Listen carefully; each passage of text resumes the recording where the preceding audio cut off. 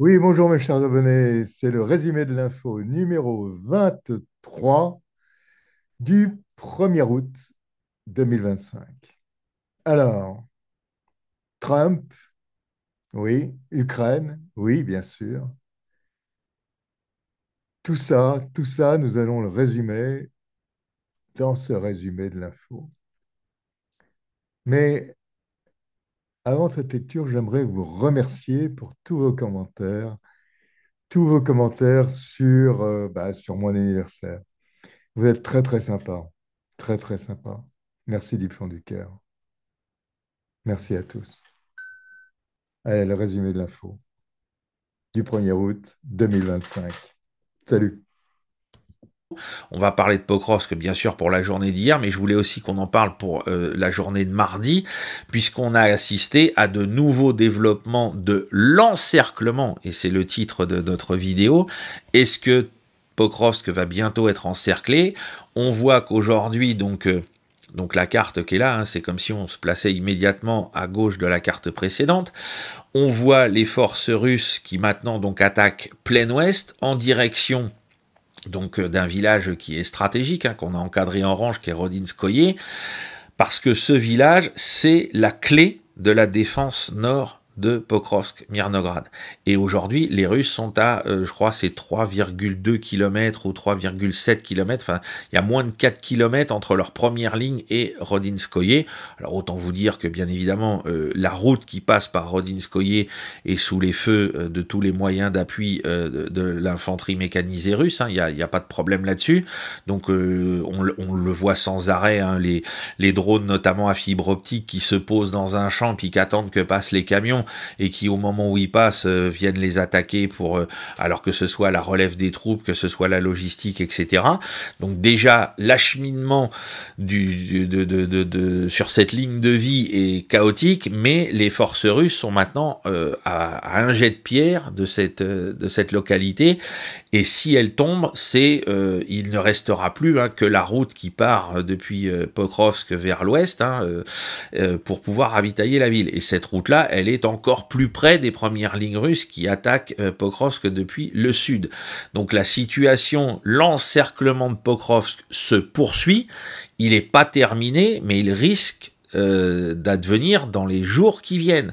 Hein, la progression russe qui se fait par à-coups, on va dire tous les 2 jours, tous les 3 jours dans ce secteur, tout en continuant, bien évidemment, vous le voyez au sud de Pokrovsk, on va y revenir ensuite sur la carte d'hier, les Russes mettant de plus en plus la pression au sud de la ville, les Ukrainiens ayant de moins en moins d'hommes et de moyens dans le secteur pour stopper l'avancée des Russes, ça va devenir de plus en plus compliqué à éviter cet encerclement. Le compte à rebours est enclenché. Il y a de l'information nouvelle qui vient de nous arriver il y a quelques instants. On a le délai précis accordé aux Russes par Donald Trump. Le président des États-Unis s'est exprimé dans son avion là-dessus. Écoutez ce qu'il dit, on en parle juste après. Vous voulez un scoop? La Russie a 10 jours à partir d'aujourd'hui. Et ensuite, nous leur imposerons des droits de douane. Et je ne sais pas si ça affectera la Russie, car Poutine veut probablement poursuivre la guerre. Mais nous allons leur imposer des droits de douane et tout un tas d'autres mesures. Ça pourrait les affecter ou pas, mais ça pourrait les affecter. L'OTAN veut faire la guerre à la Russie, ça devient de plus en plus clair, c'est-à-dire que comme il y a un échec manifeste en Ukraine, eh bien, on ne trouve rien de plus intelligent que de se dire, finalement, on va continuer cette guerre d'usure, on va continuer à essayer d'abîmer la Russie. Et comment faire? Eh bien, il faut la pousser à répondre à des provocations, et après lui dire que, de nouveau, c'est une agression unprovoked, n'est-ce pas, non provoquée, et qu'en conséquence, on va essayer de prendre, nous aussi, d'ouvrir un nouveau front. Bon. Alors, est-ce que ce sera, puisque là, il y a des bruits de bottes sur Kaliningrad, vous avez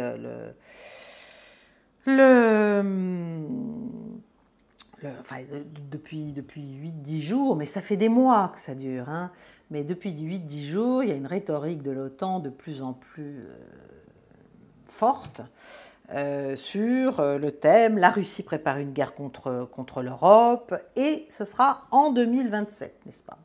Pourquoi en 2027? Parce que ça laisse le temps de préparer, à mon avis, à l'OTAN ce qu'elle veut faire, elle. Donc, cette guerre contre l'Europe que nous ferait la Russie, ce serait pour 2027. Et comme d'habitude, en fait, c'est nous.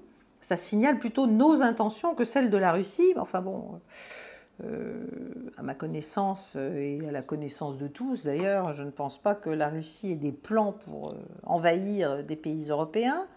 Mais cette fois-ci, c'est allé un peu plus loin, cette rhétorique. Il y a eu des appels de responsables de l'OTAN, notamment,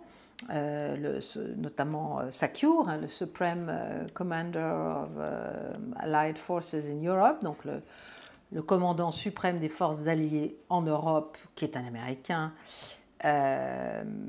Alexus Grynkevich, et qui a dit très ouvertement qu'en fait, la Russie et la Chine se prépareraient à attaquer ensemble et concomitamment, si vous voulez, l'Occident. Alors, la Chine en attaquant Taïwan, et au même moment, la Russie s'attaquerait à l'Europe. Est-ce que ce serait les pays baltes, la Pologne? Voilà, ce serait l'idée russe. Voilà.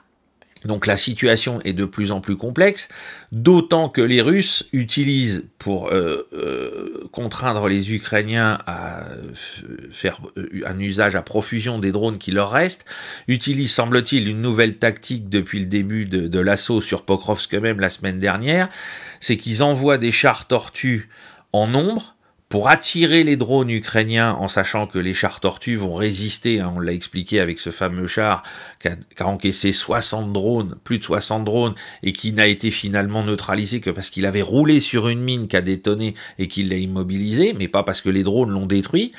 Ils envoient ça, donc les Ukrainiens sortent tous les drones possibles pour arrêter les chars tortues, et pendant ce temps-là, ils infiltrent des groupes de combat d'infanterie sur des motos. Ce qui fait que les Ukrainiens, c'est un choix cornélien. C'est est-ce que j'envoie mes drones sur un char tortue qui, s'il passe à travers les lignes, va pouvoir créer un chaos absolu avec son canon et ses mitrailleuses, enfin surtout son canon, ou est-ce que j'arrête les fantassins qui sont motorisés? Mais dans un cas comme dans l'autre, à la fin, je suis perdant. Parce que j'ai pas assez de drones pour arrêter tout le monde. D'autant que si je veux arrêter un char, il faut pas un drone, il en faut des dizaines. Donc là, les Russes ont développé une tactique d'assaut qui met les Ukrainiens dans une situation qui est impossible à gérer. Est-ce que, pour aider l'Ukraine à tenir encore peut-être, on pourrait essayer quelque part en Europe d'ouvrir un nouveau front, hein, pour divertir les forces russes, hein, pour les forcer à s'éclater, pour empêcher peut-être l'armée russe de prendre Kiev, ou peut-être même de prendre toute l'Ukraine, parce qu'on va finir par y arriver, si vous voulez. Comme je dis, la prophétie autoréalisatrice, au bout d'un moment, ça se réalise, quoi. Bon. Donc, est-ce que ce sera Kaliningrad? Là, je pense que quand même l'OTAN doit réfléchir, parce que Kaliningrad, c'est une exclave donc russe. Là, si l'OTAN attaque directement la Russie pour lui prendre cette petite exclave, enfin, puisqu'elle est hors du territoire de Russie, là, il n'est pas impossible que la Russie se dise qu'en toute logique, selon sa doctrine nucléaire, elle doit répondre. On a quand même deux éléments intéressants. Il y a d'un côté Azerbaïdjan, qui est en train d'adopter une posture hostile à la Russie. Et quand je dis hostile, ce n'est pas qu'un euphémisme, puisqu'il y a des gens qui ont été arrêtés en Azerbaïdjan, des Russes. Il y a eu des journalistes qui ont été arrêtés, des locaux qui ont été perquisitionnés. Il y a des vidéos, on a montré des gens en train d'être humiliés par la police azérie, des Russes humiliés, etc. Alors que le point de départ de cet accrochage est anodin. Je veux dire, c'est quelques mafieux d'origine azérie, mais qui ont également la nationalité russe, qui avaient été arrêtés de manière un peu musclée par la police russe à Kaliningrad. 2 sont morts lors de cette arrestation. Et Bakou utilise cet élément comme prétexte pour enclencher des vagues d'hostilité à l'égard de la Russie, celles que j'ai évoquées, mais également d'autres, la fermeture des écoles russes en Azerbaïdjan, etc., comme s'ils attendaient le prétexte pour déployer cette rhétorique et cette politique anti-russe. La Russie ne réagit pas, ou très timidement. quand elle réagisse un peu à la Peskov en rappelant les liens solides et inébranlables qui lient la Russie à l'Azerbaïdjan et que c'est plus solide que tout cela, etc. Et de l'autre côté du front international, on a le secrétaire d'État à la Défense, le secrétaire d'État américain à la Défense qui menace de raser Kaliningrad uniquement avec de l'armement conventionnel terrestre qui entoure l'enclave ou l'exclave de Kaliningrad. Là, on passe à la carte d'hier, hein, donc avec les combats qui se déroulent donc au sud de la ville. Pour le moment, il n'y a pas eu de progression significative de troupes, je dirais, régulières d'infanterie mécanisée, puisqu'on nous parle de ces gens à moto qui s'infiltrent. On peut pas, là, c'est beaucoup plus compliqué de dire, bon, bah, il y en a 10 qui sont arrivés dans tel immeuble, 10 dans tel autre, etc., etc. On ne sait toujours pas ce qui est advenu de ceux qui se sont infiltrés la semaine dernière, parce que les Ukrainiens ne nous ont toujours pas fourni sur les canaux open source des images nous prouvant qu'ils ont été détruits. Donc, ils sont peut-être toujours à l'intérieur de Pokrovsk et ils attendent leur heure, ou peut-être sont-ils déjà à l'œuvre en train de créer du harcèlement permanent sur les soldats ukrainiens qui montent et qui descendent du front à l'intérieur de la ville.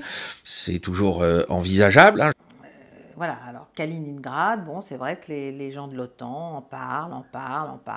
Mais ce qui est clair derrière tout ça, que ce soit Kaliningrad ou que les provocations viennent, je ne sais pas moi, de Biélorussie, avec une nouvelle tentative de coup d'État, pour essayer de mettre en place la fameuse Titanovskaya, là, qui envoie des mails. Moi, ça fait des années que je reçois des mails, il faut écouter. Elle fait sa pub, et on fait sa pub depuis des années déjà, dans les cercles occidentaux pour essayer de la rendre populaire, de la faire émerger comme une possible alternative à Loukachenko. Donc, est-ce que ce sera par là? Est-ce que ce sera en Moldavie? Via la Roumanie, jusqu'à la Transnistrie? Est-ce que ce sera en Géorgie? Est-ce que ce sera en Arménie? Vous voyez, je vous ai expliqué dans récente mondoscopie et certaines clés du monde combien l'Asie centrale, combien le Caucase Sud, combien un certain nombre de régions étaient des points d'appui pour nos actions de déstabilisation vis-à-vis de la Russie, actuellement et dans le futur. Donc je ne sais pas si ça sera Kaliningrad. Kaliningrad, ce serait une provocation ultime, évidemment, parce que ce serait direct, ce serait une attaque directe vis-à-vis de la Russie. Mais justement, c'est ça le sujet. C'est qu'en fait, ainsi que l'avait d'ailleurs dit l'ancien secrétaire général de l'OTAN, il n'y a plus de zone grise. C'est-à-dire, il n'y a plus l'idée de neutralité. D'ailleurs, on a fait rentrer la Suède et la Finlande bien correctement dans l'Alliance. L'idée, c'est qu'il ne doit plus y avoir de zone tampon entre la Russie et les pays de l'OTAN. La question de Kaliningrad qui s'ajoute effectivement, puisque comme ça on voit en quelque sorte un élargissement du front, en tout cas potentiel, un anti-russe politique se mettre en place, voire à tendance militaire, est intéressante parce que ce discours d'une pseudo-volonté de la Russie d'aller agresser les pays baltes pour établir un pont avec Kaliningrad est une fantasmagorie totale. Ça transfère en fait ce qui se passe réellement pour le coup entre l'Azerbaïdjan et l'Arménie, qui a conduit en fait l'Arménie à céder complètement toute une partie du territoire à l'Azerbaïdjan, ce qui permet à la Turquie d'avoir dans ce cas-là un corridor direct d'accès avec son satellite. Donc, il y a en quelque sorte une transposition de la technique mise en place par la Turquie face à l'Arménie, qui est transposée à l'égard de la Russie et des pays baltes. Or, le véritable danger pour les pays baltes actuellement, c'est l'OTAN. Parce que en produisant ce discours, en disant que Kaliningrad peut en quelque sorte être, dans ce cas-là, attaqué et que techniquement c'est faisable, parce qu'on entend sur toutes les ondes de télévision françaises, ils mettent les pays baltes en danger. Parce que si réellement il va y avoir un danger, dans ce cas-là, effectivement, oui, l'armée russe, elle va y aller.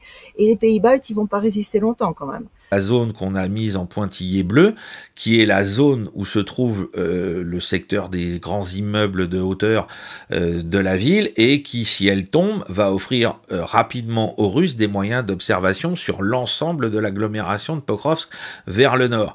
Donc il faut s'attendre à ce qu'il y ait de forts combats dans ce secteur. C'est pour ça d'ailleurs que les Ukrainiens lancent des contre-attaques locales, et c'est là que va se jouer, à mon avis, les combats les plus importants, qui seront déterminants pour au moins la conquête de l'ensemble du secteur sud de la ville. 2h07 du matin dans le métro de Kiev. Ses habitants se sont réfugiés dans cette station souterraine et essayent de trouver le sommeil. À la surface, des bombes s'écrasent dans un fracas assourdissant. Au petit matin, les secours tentent encore d'éteindre les flammes et évacuent des victimes coincées sous les décombres. De nombreux immeubles résidentiels ont été frappés, comme celui de cet homme blessé. Il y a eu une deuxième alerte à la bombe. Je me suis levé, j'ai pris mon téléphone et j'ai vu que 5 missiles de croisière se dirigeaient vers Kiev.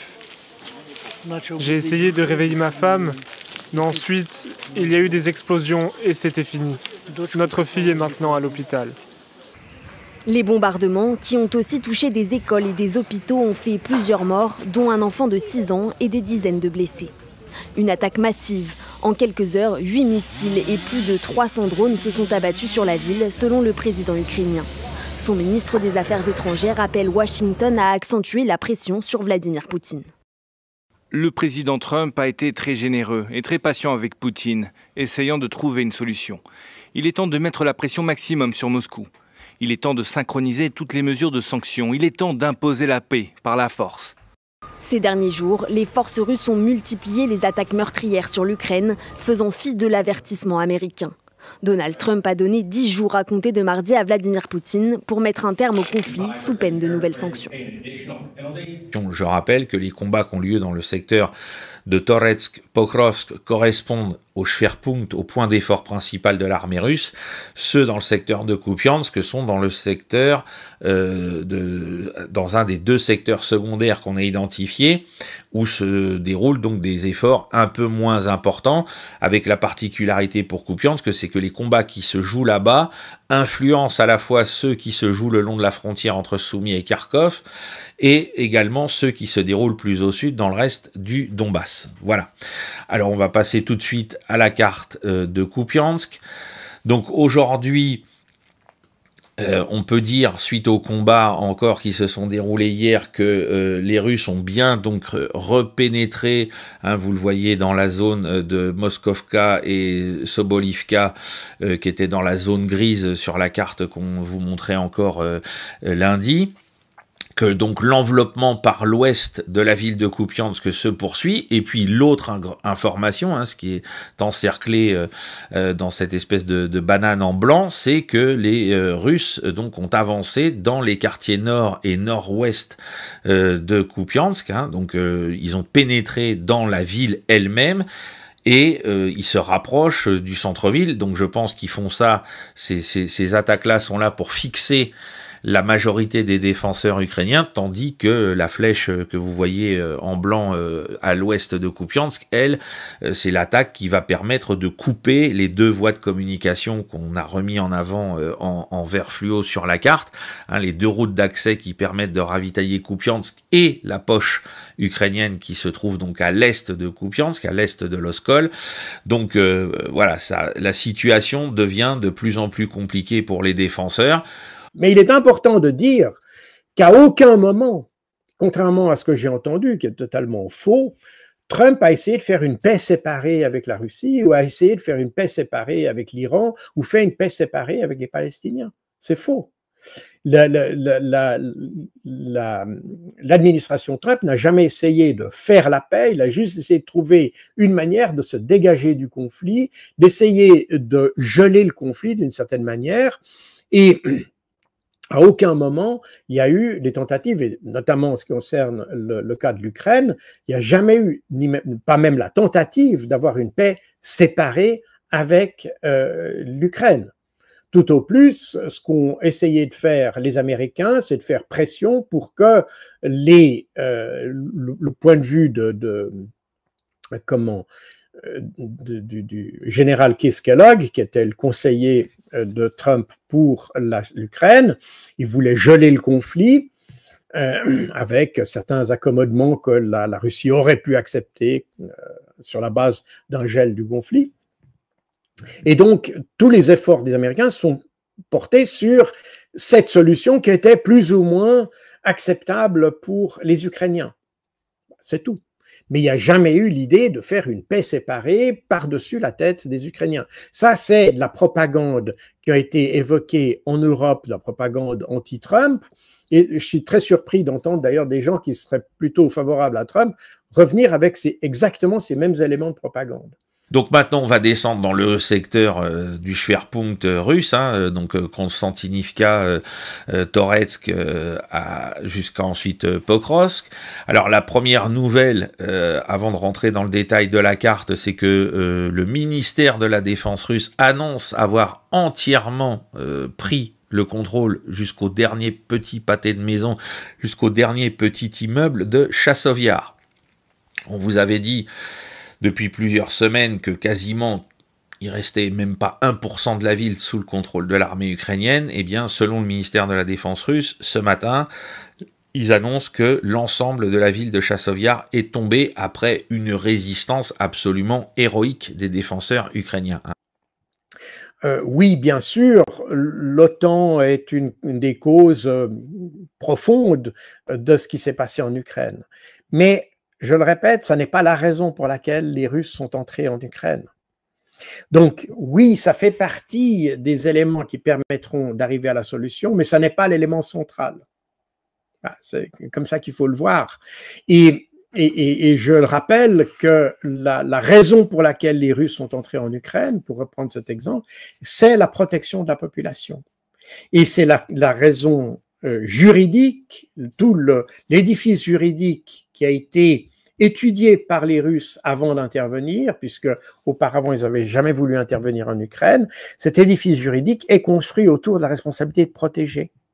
Et c'est ce qui donne la légalité, qu'on le veuille ou non, et la légitimité de leur intervention. Est-ce que c'était la bonne décision? Est-ce qu'il fallait frapper aussi fort, etc. Ça, c'est des questions qui peuvent être débattues. Mais la question de fond, c'est la manière dont ils ont justifié cette intervention, et cette intervention, elle est justifiée et justifiable du point de vue légal et la légitimité.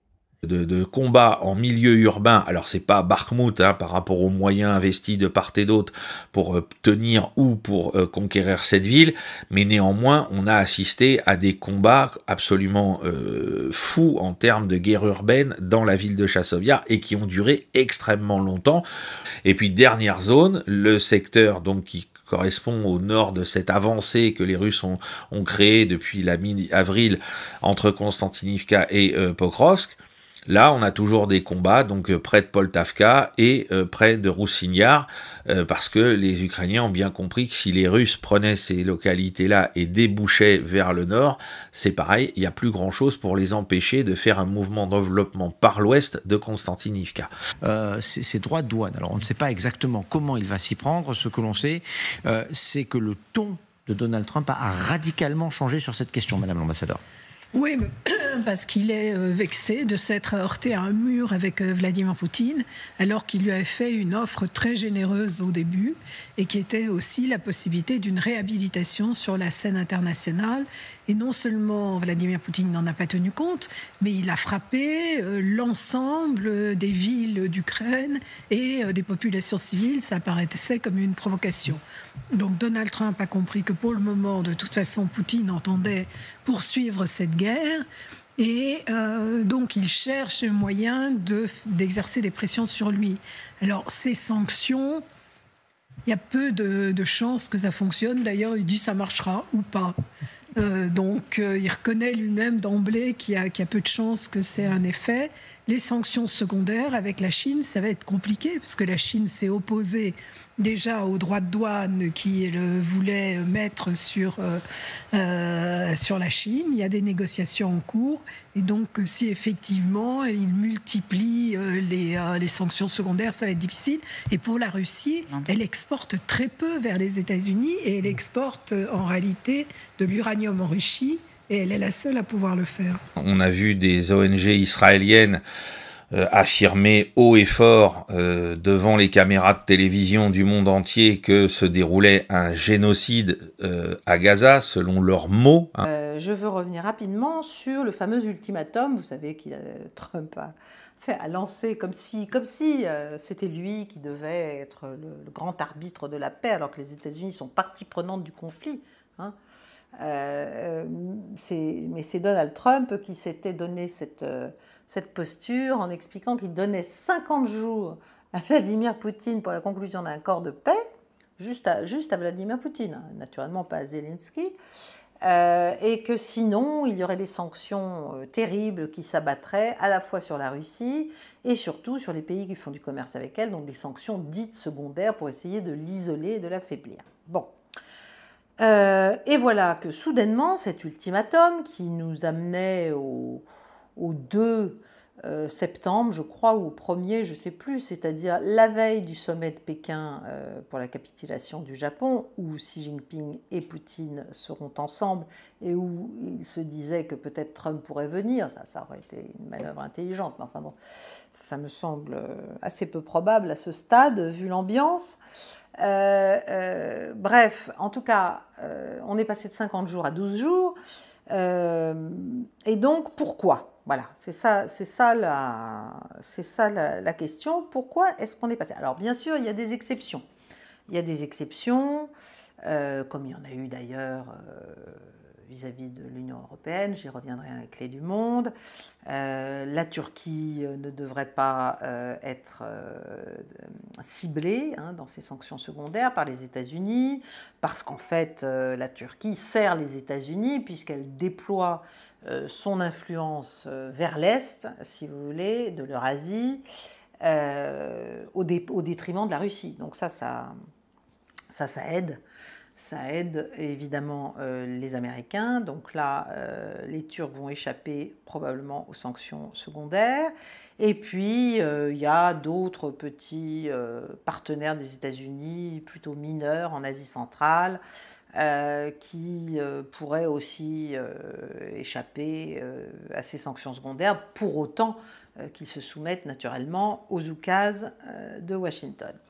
En tout cas, donc on est dans un nouvel ultimatum. Là, voilà, Donald Trump décide que maintenant c'est plus 50 jours, c'est 12 jours. Enfin, il est parti dans un délire qui fait évidemment sans doute sourire à Moscou. En plus, il a dit oui, j'ai voulu être généreux, j'ai donné 50 jours, mais là, il n'y a pas de progrès. Poutine continue à tuer, parce que les Ukrainiens les Ukrainiens, ils jouent aux billes, bien sûr. Hein. Ils font du croquet, sans doute. Donc, il fait comme si les États-Unis n'étaient pas partie prenante. Il continue à parler de ce cessez-le-feu unilatéral dont il est évident que la Russie n'a aucun intérêt à l'accepter. Comme je l'ai dit, Trump ne cherche pas à faire la paix, il cherche simplement à externaliser le conflit. Et c'est pas moi qui le dis, il faut revenir sur ce que le ministre de la Défense, nouveau ministre de la Défense américain, Pete Hegseth, a dit en février de cette année. Et là, vous avez la transcription donnée par le ministère de la Défense, le département de la Défense américain. Et il est très clairement dit par Pete Hegseth, les États-Unis priorisent ou mettent en priorité la dissuasion pour la guerre avec la Chine dans le Pacifique. Et plus bas, il dit ensemble, et il s'adresse aux Européens, je vous rappelle que c'est le discours qu'il a fait ce qu'on appelle le groupe de Rammstein à l'époque, c'est le groupe de contact pour la défense de l'Ukraine en Europe, en Allemagne, et il a dit ensemble, nous pouvons établir une division du travail ou une répartition du travail, répartition des tâches qui maximise nos avantages comparatifs en Europe et dans le Pacifique. Et c'est exactement la politique américaine. Ils ne cherchent pas à faire la paix en Ukraine, ils cherchent simplement à externaliser le conflit ukrainien ou l'implication américaine en Ukraine et à déléguer, si vous voulez, une partie des tâches que les Américains faisaient sous Biden, eh bien, à les faire, à les déléguer aux Européens. Trump nous a sorti encore un nouveau changement de délai par rapport à l'espèce d'ultimatum qu'il avait donné il y a 15 jours aux Russes, à savoir qu'ils avaient 50 jours pour trouver un terrain d'entente avec les Ukrainiens et signer une paix.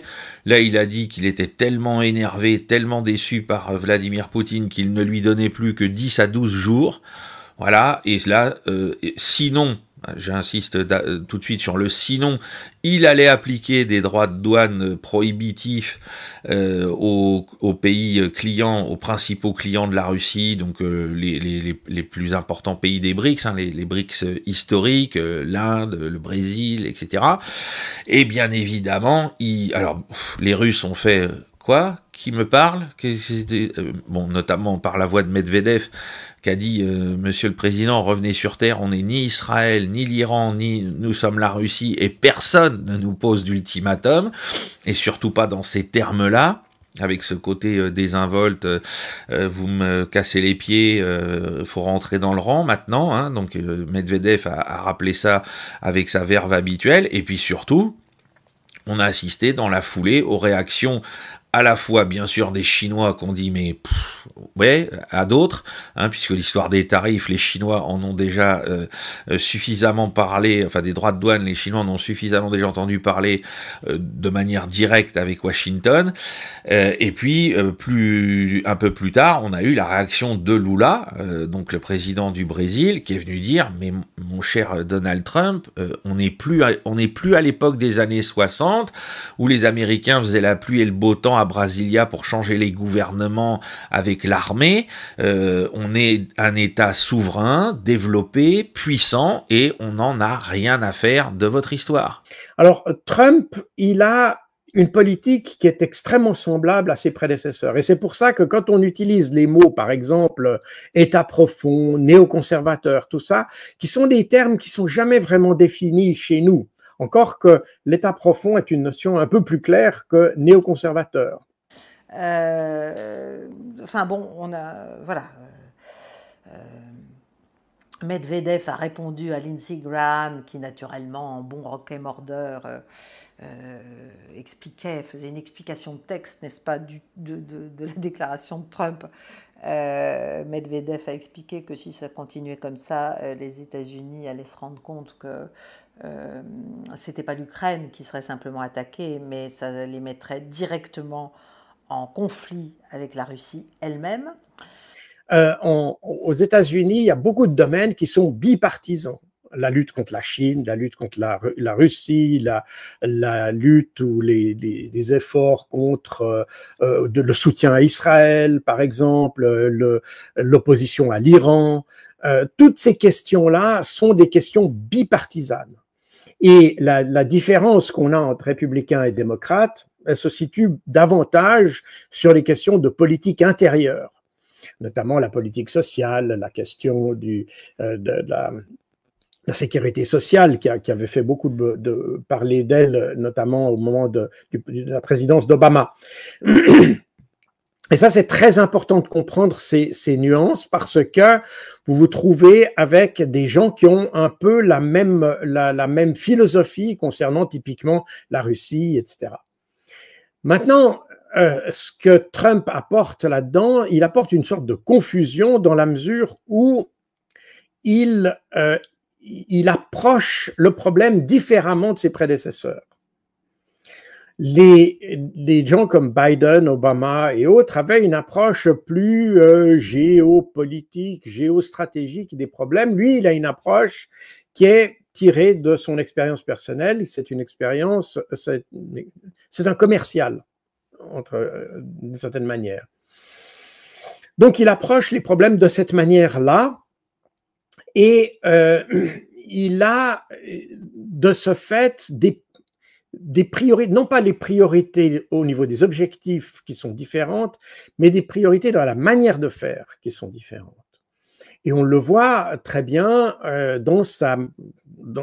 et tout le monde pense qu'il a un art du deal et que c'est un homme qui fait du deal, etc. Alors, oui, il utilise beaucoup ce mot-là, mais je ne suis pas sûr. Il a pas l'habitude du deal politique. Il a l'habitude du deal tel qu'on fait dans les milieux d'affaires new-yorkais, qui sont des milieux d'affaires extrêmement durs, où, comme on le voit souvent, on dit voilà ma proposition, à prendre ou à laisser. Et si tu n'es pas content, je t'écraserai d'une autre manière. Voilà, c'est un peu ça. C'est pas très différent des stratégies du deal qu'on a dans les mafias, en fait. Voilà, rien à faire. Hein, aujourd'hui, on est capable de passer outre vos menaces, de passer outre vos histoires de droits de douane. On a une économie qui est assez développée et variée pour ne plus avoir peur de ce genre de comportement et de menaces de la part des États-Unis. Donc, en gros, ça a fait un flop complet vis-à-vis des gens qui étaient concernés et qui disent aussi à travers leur silence, qui disent aussi en gros, on n'est pas Israël, on n'est pas l'Iran, virgule, on peut ajouter depuis le début de la semaine, on n'est pas non plus l'Union européenne. Hein, voilà, nous on n'est pas des gens qui se couchent ou qui s'agenouillent devant vous, on est des pays souverains et debout, et donc on peut vous faire face et vous dire non, ça c'est pas possible, Monsieur Trump. Voilà, donc sur le plan politique, alors on va voir quand on va arriver au bout de ces 10 jours à la fin de la semaine prochaine, si j'ai bien calculé. On va voir ce qu'on va voir. Est-ce que Donald Trump va faire quelque chose? Alors pour moi, je pense qu'il va rien faire du tout parce qu'il a aucun moyen sous la main.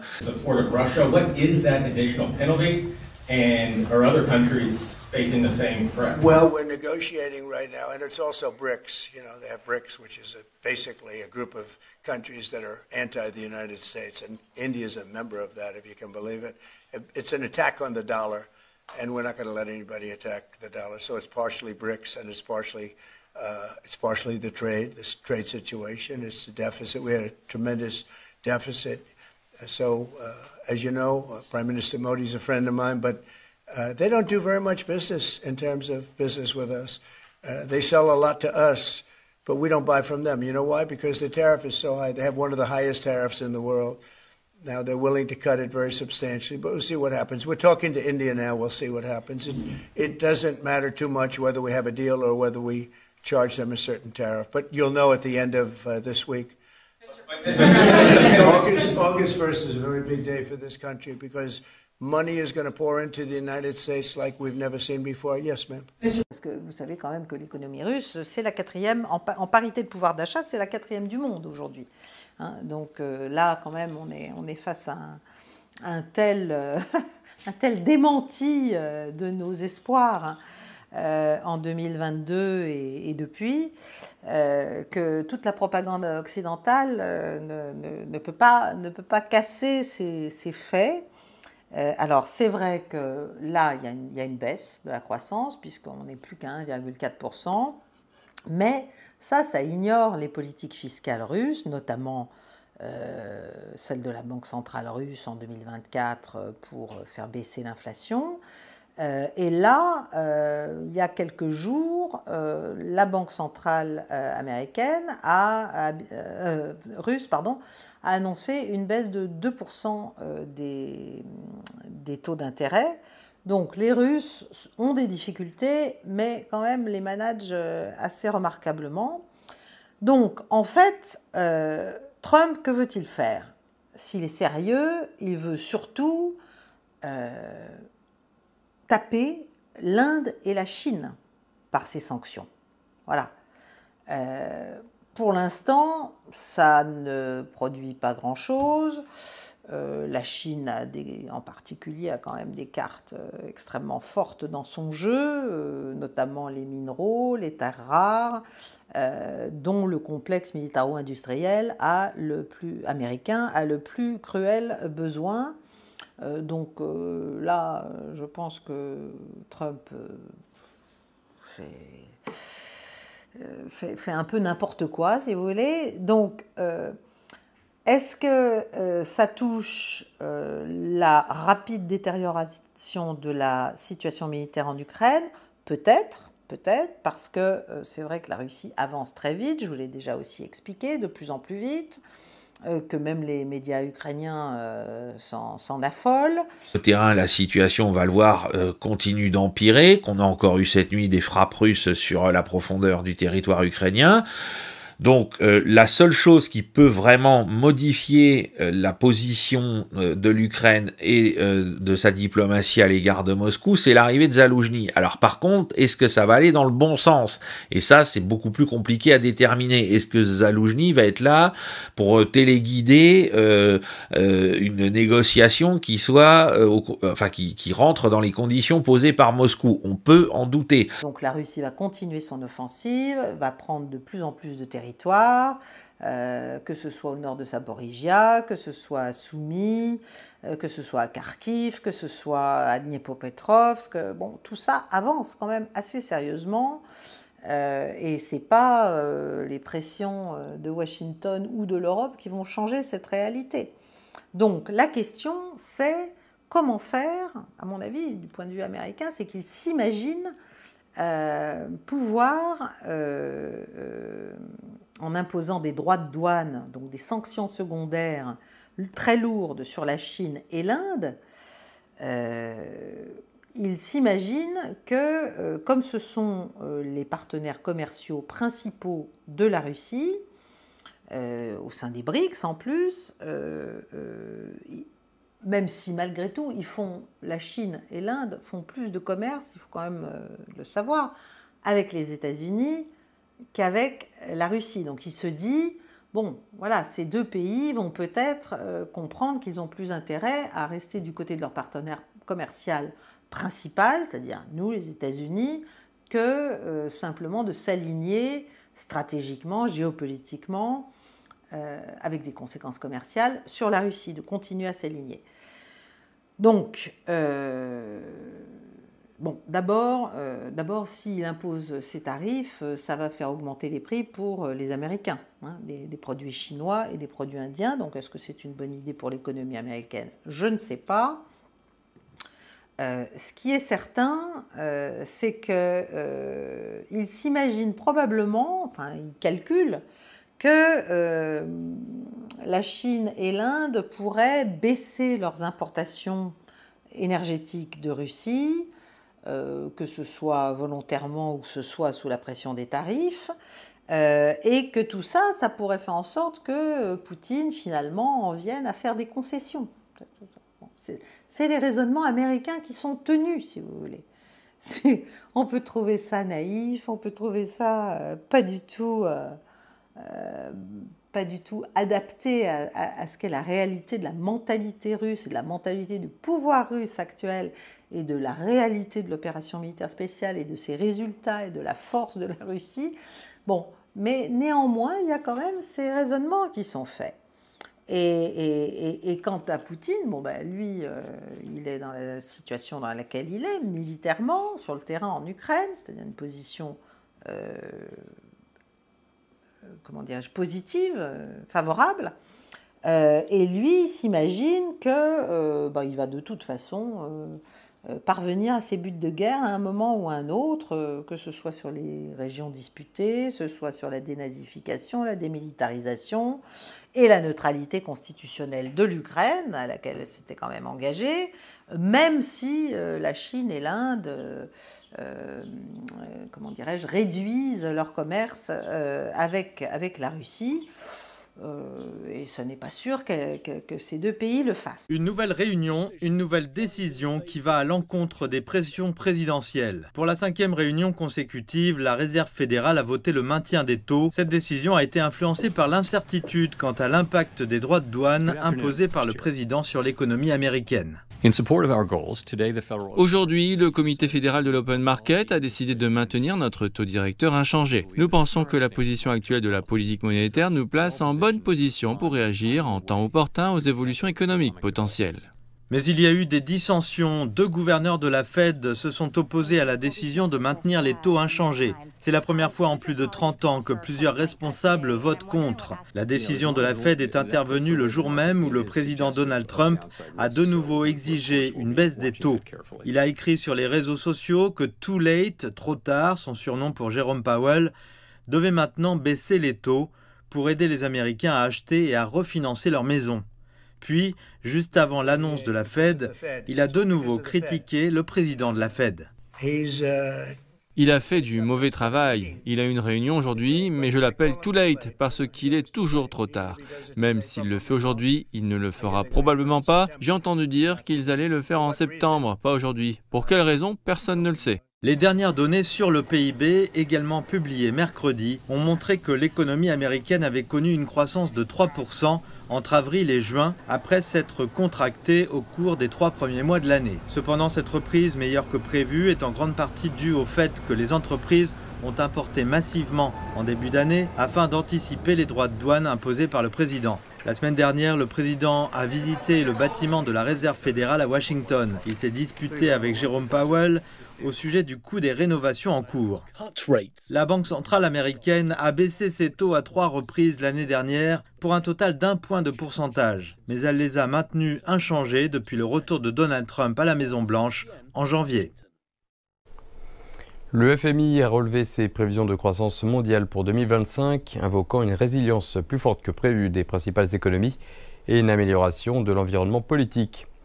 Dans sa dernière mise à jour des perspectives économiques mondiales, le FMI prévoit une croissance du PIB mondial de 3% pour 2025, suivie d'une légère hausse à 33,1% en 2026. Il s'agit d'une augmentation de 0,2% par rapport à ses prévisions d'avril. Cette révision à la hausse reflète plusieurs évolutions positives. Il s'agit notamment de l'anticipation d'une hausse des droits de douane, d'un taux moyen effectif des droits de douane américains inférieur aux prévisions, de l'amélioration des conditions financières et de l'expansion budgétaire dans les principales économies. Le FMI a également averti que les risques restaient orientés à la baisse, en particulier si la fragmentation commerciale s'aggravait ou si l'inflation s'avérait plus persistante que prévu.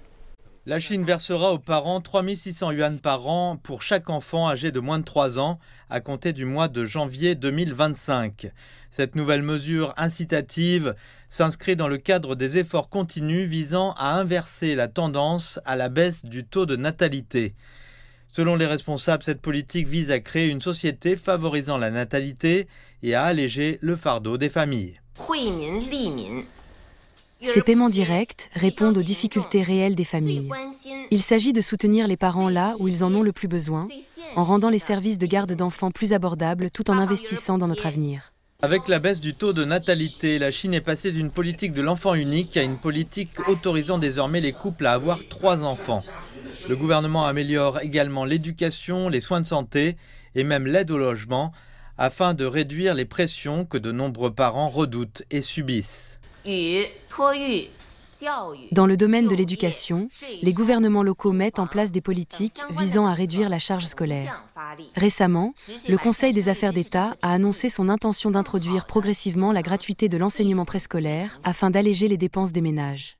Bien sûr, le nombre de morts qui est affiché a dépassé les 60 000 morts, mais tout le monde est désormais... Alors c'est ça qui est très intéressant, c'est que quand ici, avec Stratégique ou d'autres canaux de la résistance ou de la réinformation disaient oui, mais vous savez, c'est un nombre de morts qu'il faut prendre avec des pincettes parce qu'il est beaucoup plus élevé probablement. On nous disait, mais de toute façon, ce que vous avancez, c'est déjà les chiffres du Hamas, alors automatiquement, ils sont faux, etc. Et aujourd'hui, tout le monde, y compris les ONG israéliennes, qui doivent être antisémites, j'imagine, aux yeux de certains, tout le monde nous dit qu'on est bien sûr largement au-dessus de ces 60 000 morts et qu'on est probablement largement au-dessus des 100 000 morts à Gaza.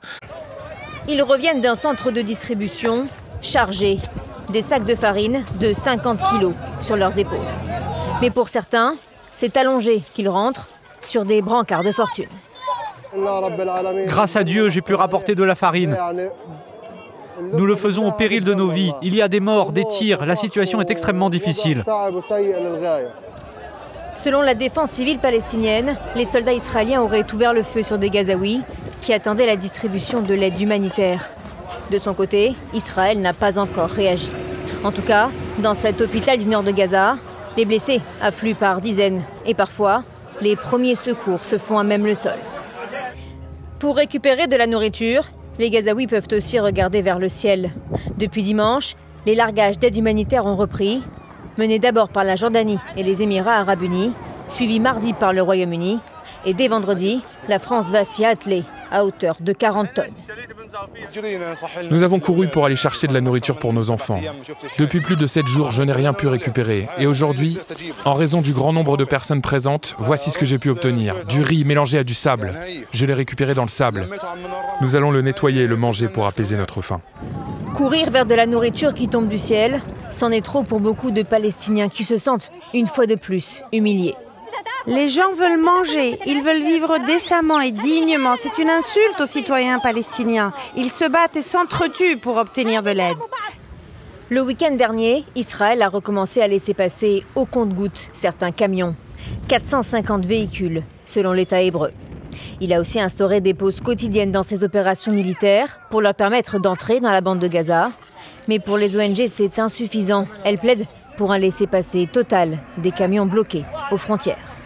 Donc tous ceux qui nous disent que l'Ukraine n'a perdu, comme Zelensky d'ailleurs lui-même, que 200 000 hommes maximum. Enfin, Zelensky parle pas de 200 000 hommes, hein, mais il y a certains canaux encore ici qui nous font des pirouettes magiques pour nous dire non, au total, avec les blessés, il y a eu 500 000 morts blessés, tués, disparus en Ukraine, et les Russes, eux, en ont perdu 2 fois plus, alors que tout ce que même, enfin, ce que les médias indépendants russes sponsorisés par la BBC sont arrivés aujourd'hui à une estimation de 165 000 morts au plus grand, qui n'inclut pas les sociétés militaires privées, ce qui fait que si on est dans l'idée, ce qui a été avancé sur Bakhmout, c'est que Wagner, au total, a perdu 40 000 hommes, on serait à peine à 200 000 hommes perdus par la Russie, les séparatistes quand ils étaient encore comptés comme tels, et Wagner. Voilà, alors quand il y a des gens qui vous disent qu'il y a eu 1 million de pertes côté russe, bref, tout ça est complètement, c'est de la fantaisie pure. Et en plus, donc en vous disant que côté ukrainien ça va, tout va bien, bah non, puisqu'on est obligé d'aller chercher. Hein, je rappelle. On estime, nous, ici, avec Stratégie, qu'on a atteint le seuil des 700 000 morts et des 450, peut-être 500 000 blessés. Hein, il y a plus d'1,1 million, 1 million 100 000 pertes au global, et que c'est pour ça qu'on est obligé d'aller chercher des gens qui ont plus de 60 ans pour combler les rangs, parce que c'est pas possible autrement, et qu'on n'a pas envie. Là, ça reste, on va dire, la cohérence du gouvernement ukrainien, c'est de ne pas aller faire du recrutement obligatoire pour la tranche 18-24 ans, si ma mémoire est bonne, puisque c'était abaissé de 25 à 24 ans la dernière fois, pour préserver ce qui reste pour le moment de la jeunesse ukrainienne. J'ai déjà parlé plusieurs fois depuis de longs mois de ce qui se passe à Gaza. J'ai essayé de dire mon horreur, de dire mon dégoût, de dire mon incompréhension. Surtout parce que, au-delà même des considérations humaines ou de l'inhumanité de certains comportements, il y a en plus une inefficacité militaire et stratégique pour Israël, voire une façon complètement contre-productive d'agir à Gaza. Et donc, j'en ai déjà parlé à plusieurs reprises en expliquant et en exprimant mon indignation. Donc, vous savez mon opinion, voilà. Et vous savez aussi mon opinion, alors là, depuis encore plus longtemps, si j'ose dire, sur l'absence totale de cohérence et de consistance de notre politique étrangère, à nous, Français.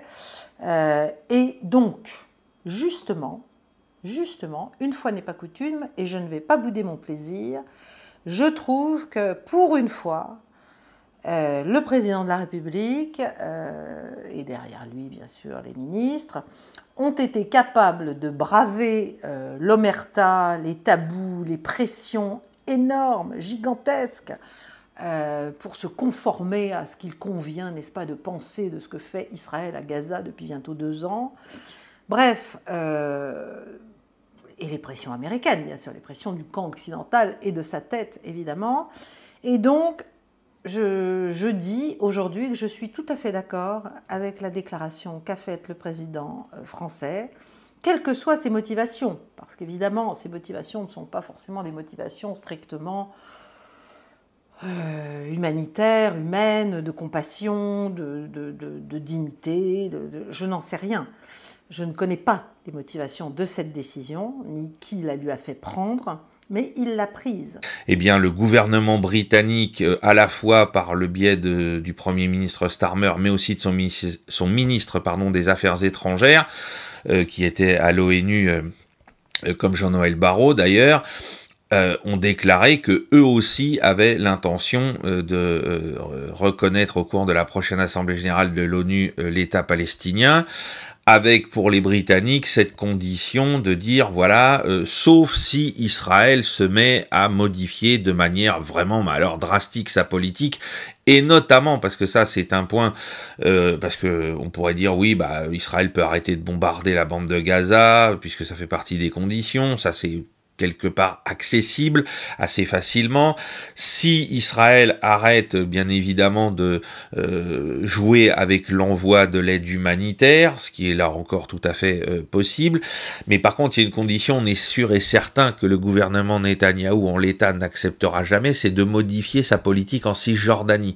Hein, donc on peut dire oui, les Britanniques sont prêts à faire sous condition, et peut-être donc ils vont faire marche arrière parce que les Israéliens modifieraient tel ou tel point concernant Gaza, mais les Britanniques ont inclus un point sur lequel il n'y aura aucune modification substantielle, puisque ce sont les termes employés par les Britanniques. Il faut qu'il y ait une modification substantielle de la politique israélienne. Et en ce qui concerne la Cisjordanie, c'est tout bonnement impossible, puisqu'ils demandent l'arrêt des colonies. Donc que ce soit de l'électoralisme, de l'opportunisme, que ce soit pour casser, j'allais dire, le monopole qu'a pris LFI en France sur l'échiquier politique face à cette question, ou que ce soit la décision récente et les déclarations récentes des responsables israéliens qui ont dit qu'ils allaient prendre toute la Cisjordanie, hein, ce qui condamnerait définitivement, évidemment, la solution à deux États, toute possibilité d'un État palestinien, puis c'est quand même là qu'il doit se situer.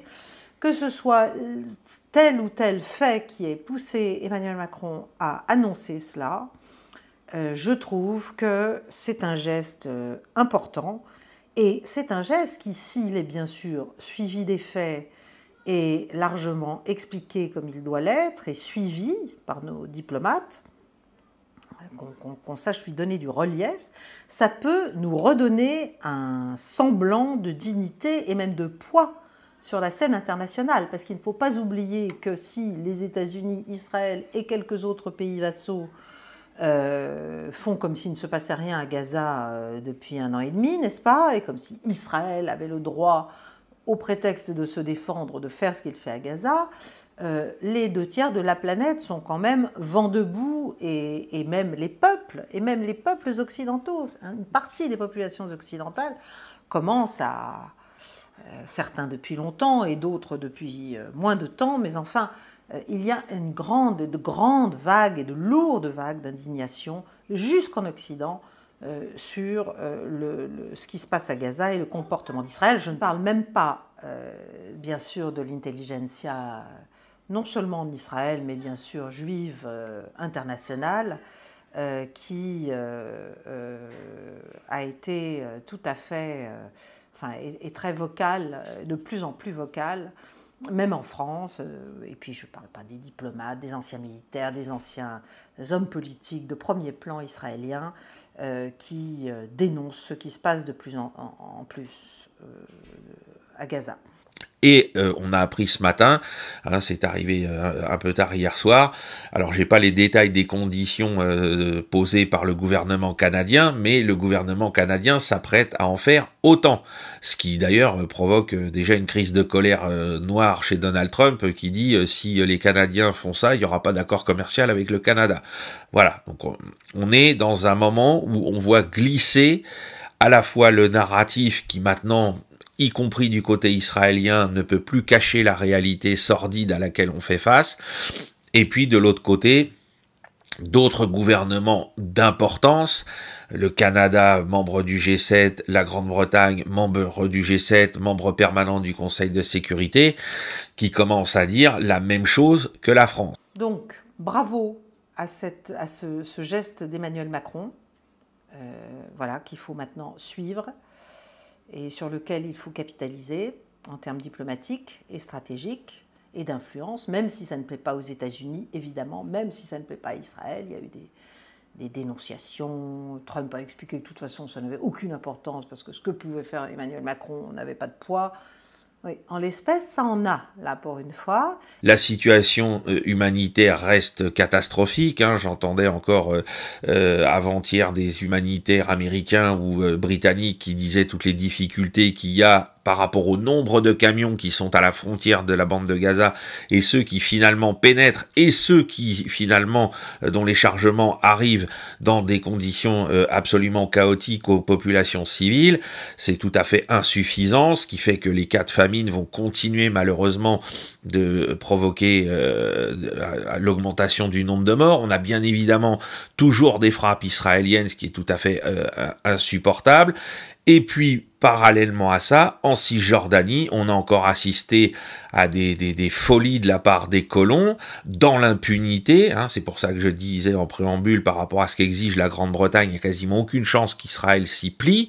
Et donc, la Grande-Bretagne va reconnaître l'État palestinien, parce que on a encore assisté, on a vu ça sur les réseaux Telegram, à des scènes où notamment un colon israélien est avec une pelleteuse ou un bulldozer en train de détruire une oliveraie, je pense, d'un Palestinien qui est là, qui proteste, qui dit mais non, ça c'est à moi, c'est chez moi, et qui se prend une balle.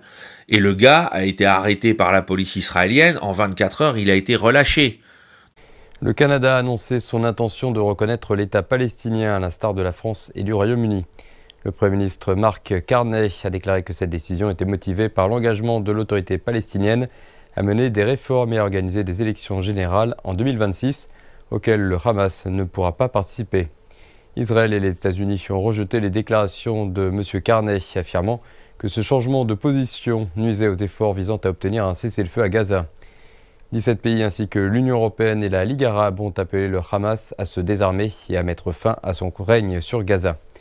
Le ministre français des Affaires étrangères, Jean-Noël Barrot, a déclaré que la France et 14 autres pays avaient signé mardi une déclaration commune lors d'une conférence des Nations Unies appelant à la reconnaissance d'un État palestinien. Plusieurs pays d'Asie du Sud-Est ont également exprimé leur soutien à une solution à 2 États lors de la conférence. Donc voilà, il y a maintenant un mouvement pour parvenir à installer dans les faits cet État de Palestine et à faire un certain nombre de gestes qui rendent impossible et qui permettent d'arrêter le massacre qui est en train de se produire à Gaza. On a vu récemment des images, vous les avez peut-être vues, de populations littéralement affamées qui s'approchent de points de distribution d'aide et qui se font tirer dessus comme des lapins. Voilà, on est au-delà. On est au-delà de tout. Alors, je noterai aussi que face à ce qu'a annoncé Emmanuel Macron, quand même, tous les partis français, hein, à part bien sûr LFI, mais tous les partis, grands et petits, se sont indignés de ce qu'il avait fait, de ce qu'il proposait, ont expliqué que c'était faire un cadeau au Hamas, que c'était aider le Hamas. C'est exactement l'inverse. C'est exactement l'inverse. Le moindre avion qui s'apprête à larguer, de quoi calmer quelque peu la faim, provoque au sol une véritable course pour sa survie et celle de sa famille. Hommes, femmes, enfants n'hésitent pas à prendre tous les risques. Le sachet de thé est complètement trempé. Il est inutilisable. Le sac de farine est trempé. Soit vous nous ouvrez les points de passage pour que l'on puisse entrer, soit vous ne larguez pas d'aide comme ça. C'est humiliant. C'est de l'humiliation, pas de l'aide. Si l'ONU appelle à inonder la bande de Gaza d'aide humanitaire pour enrayer la famine, ce type de largage est jugé inefficace, coûteux, imprécis et surtout particulièrement dangereux pour de nombreuses ONG. en raison des scènes de chaos qu'il provoque, faute d'encadrement de la distribution. Ces avions sont jordaniens, émiratis ou bien britanniques et ont pu pour la première fois embarquer des journalistes à bord sous le contrôle particulièrement strict de l'armée israélienne. Certains de ces reporters affirment qu'on leur a interdit de filmer les destructions au sol de la bande de Gaza sous peine de représailles. Pas d'image donc, ce qui n'empêche pas de témoigner, comme le fait cet envoyé spécial de l'agence américaine Associated Press à bord d'un avion jordanien. Même à cette altitude, l'ampleur des destructions en contrebas est impressionnante. L'étendue des dégâts dans cette minuscule enclave est flagrante. Des quartiers entiers ne sont plus que des ruines. Selon les Nations Unies, au-delà de ces largages, il faudrait entre 500 et 600 camions d'aide humanitaire par jour pour subvenir aux besoins des près de 2,5 millions de Palestiniens assiégés à Gaza par Israël. Je pesais 117 kilos et aujourd'hui, je n'en pèse plus que 57. Nous implorons le monde entier et tous les pays de nous envoyer de la nourriture. Nous sommes morts. Nous avons survécu cette semaine, mais nous ne savons pas si nous survivrons la semaine prochaine. Nous ne pouvons rien acheter. D'autant qu'une partie de cette aide est revendue à prix d'or sur le marché noir, inaccessible pour la majorité de ces familles. La France participera à ces opérations de largage dès vendredi. L'Allemagne entend mettre en place un pont aérien de biens humanitaires vers Gaza. On voit bien que ce qui se passe là, dans l'enclave, n'a plus rien à voir depuis très longtemps avec le Hamas, avec les otages, avec la proportionnalité d'une réponse aux attaques du 7 octobre 2023. Tout ça, voilà, ça n'est plus justifiable, ça n'a plus de lien en fait. Donc on ne peut plus le tolérer, c'est une hubris destructrice terrible qui a saisi le gouvernement israélien. Après, il y a la question du soutien de la population israélienne à cette politique, puisqu'il y a des sondages assez terribles qui expliquent que la politique de nettoyage ethnique pratiquée par Israël est acceptée, je crois, par plus de 80% de la population, serait acceptée par plus de 80% de la population israélienne. En tout cas juive israélienne, et que même il y en aurait une moitié qui voilà, serait pour des méthodes plus radicales encore. Bref, il faut aller là vers un cessez-le-feu inconditionnel. Toute tentative visant à modifier de force le statut de Gaza ou à s'emparer de terres en Cisjordanie n'apportera pas la paix, mais seulement davantage de troubles. De telles actions compromettent les perspectives d'une solution à deux États. La Chine s'oppose fermement à toutes les violations du droit international et à toute tentative visant à vider de sa substance la solution à deux États. La Chine soutient la réunion de haut niveau des Nations Unies sur la promotion de la solution à deux États et salue les efforts déployés par l'Arabie Saoudite et la France.